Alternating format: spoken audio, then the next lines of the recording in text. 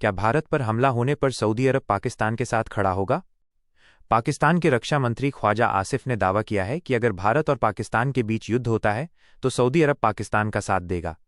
ये दावा तब सामने आया जब पाकिस्तान और सऊदी अरब ने एक महत्वपूर्ण रक्षा समझौते पर हस्ताक्षर किए, जिसमें कहा गया है कि किसी एक देश पर हमला होने पर इसे दोनों देशों के खिलाफ हमला माना जाएगा। सऊदी अरब पाकिस्तान रक्षा समझौता, एक नया अध्याय। 17 सितंबर को हुए इस समझौते को रक्षा विश्लेषक नेटो की तरह का गठबंधन मान रहे हैं। समझौते में शामिल यह प्रावधान दोनों देशों के लिए बहुत महत्वपूर्ण माना जा रहा है। पाकिस्तान में इसे भारत के खिलाफ एक बड़ी पहल के तौर पर देखा जा रहा है। इस समझौते पर हस्ताक्षर मई में हुए भारत-पाकिस्तान सैन्य संघर्ष के 4 महीने बाद हुए हैं, जिसमें भारत ने पाकिस्तान के 11 सैन्य हवाई अड्डों पर हमला किया था। पाकिस्तानी रक्षा मंत्री का दावा।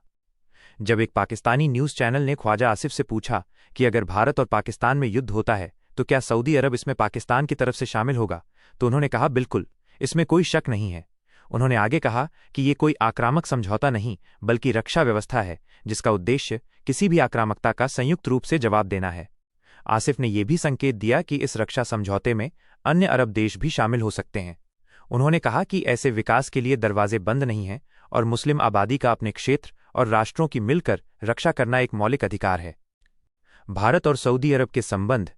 भारत और सऊदी अरब के बीच ऐतिहासिक रूप से अच्छे संबंध रहे हैं। दोनों देशों ने कई क्षेत्रों में सहयोग किया है, जिसमें रक्षा भी शामिल है। हालांकि इस नए समझौते के बाद भारत और सऊदी अरब के संबंधों पर क्या असर पड़ेगा, ये देखना बाकी है। पाकिस्तानी रक्षा मंत्री के बयान ने इस मुद्दे को और भी जटिल बना दिया है।